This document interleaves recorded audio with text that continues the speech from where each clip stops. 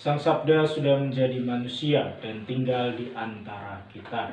Sahabat Sabda Hidup yang terkasih, jumpa kembali bersama saya, Frater Anton, calon imam Keuskupan Palangkaraya. Hari ini 14 September 2020, Pesta Salib Suci. Perenungan kita pada hari ini diambil dari Injil Yohanes, bab 3, ayat 13 sampai 17. Mari kita siapkan hati dan pikiran kita untuk mendengarkan dan merenungkan sabda Tuhan. Dalam nama Bapa dan Putra dan Roh Kudus. Amin. Semoga Tuhan beserta kita sekarang dan selama-lamanya. Inilah Injil Yesus Kristus menurut Yohanes. Dimuliakanlah Tuhan. Dalam percakapannya dengan Nikodemus, Yesus berkata, "Tidak ada seorang pun yang telah naik ke surga selain Dia yang turun dari surga, yaitu Anak Manusia. Dan sama seperti Musa meninggikan ular di padang gurun, demikian juga Anak Manusia harus ditinggikan, supaya setiap orang yang percaya kepadanya beroleh hidup yang kekal. Karena begitu besar kasih Allah akan dunia ini, sehingga Ia telah mengaruniakan Anaknya yang tunggal, supaya setiap orang beroleh hidup yang kekal. Sebab Allah mengutus Anaknya ke dalam dunia, bukan untuk menghakimi dunia, melainkan untuk menyelamatkannya." Demikianlah Injil Tuhan. Terpujilah Kristus.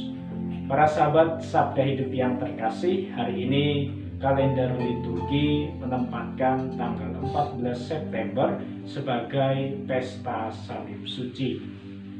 Tentunya ini merupakan sebuah sejarah panjang yang dapat kita temukan di dalam tradisi suci. Pesta Salib Suci berangkat dari kisah Santa Helena, ibu dari Kaisar Konstantinus, yang pada suatu ketika menemukan salib suci Yesus Kristus. Salib di mana Yesus tergantung tatkala Ia menebus dosa-dosa kita di Bukit Golgota. Saat itu Santa Helena menemukan 3 buah salib dan juga sebilah kayu di mana tertulis INRI di sebuah sumur di dekat Golgota, Yerusalem. Pada waktu itu karena Santa Helena melihat ada seorang wanita yang mengalami sakit parah, maka akhirnya Santa Helena menyuruh wanita itu untuk berbaring atau menyentuh salah satu dari ketiga salib itu. Dan suatu mujizat yang sungguh indah terjadi di sana ketika sang wanita yang mengalami sakit parah itu menyentuh salib yang terakhir, salib yang ketiga, sehingga pada waktu itu juga seketika seluruh sakitnya itu menghilang. Dari situlah kemudian Pesta Salib Suci dalam rangka penemuan atas salib suci Kristus yang sungguh menyelamatkan itu senantiasa kita peringati dalam penanggalan liturgi kita.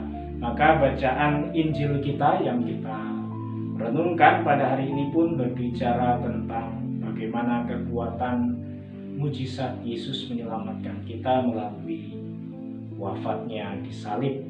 Dikatakan bahwa sama seperti Musa meninggikan ular di padang gurun, demikian juga Anak Manusia harus ditinggikan, supaya setiap orang yang percaya kepadanya beroleh hidup yang kekal.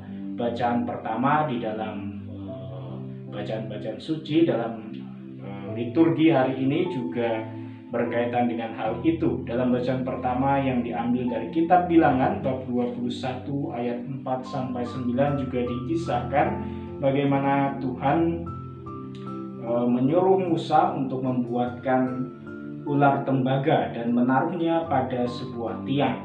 Dan dengan demikian setiap orang yang dipagut ular tedung maksudnya, lalu memandang ular tembaga itu, dia tetap hidup.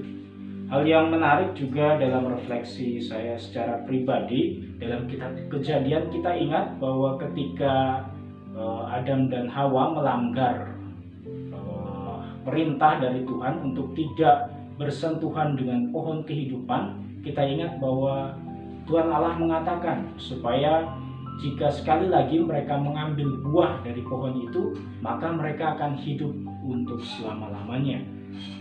Saya melihat ini menarik karena rupanya pohon kehidupan itulah yang kemudian menjadi salib kehidupan kita, di mana buahnya adalah Yesus sendiri.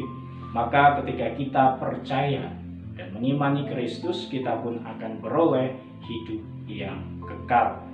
Maka apa pesan atau yang ingin disampaikan oleh Tuhan melalui sabdanya hari ini untuk kita? Kita diajak untuk juga memikul salib kita, bukan dengan keugaharian yang membuat kita menjadi tertekan karena penderitaan-penderitaan kita, tetapi kita juga harus turut bergembira, bersyukur bahwa hari ini pun salib suci itu sungguh dapat menyelamatkan kita. Kita diajak untuk menjadi sama, serupa seperti Kristus memiliki salib.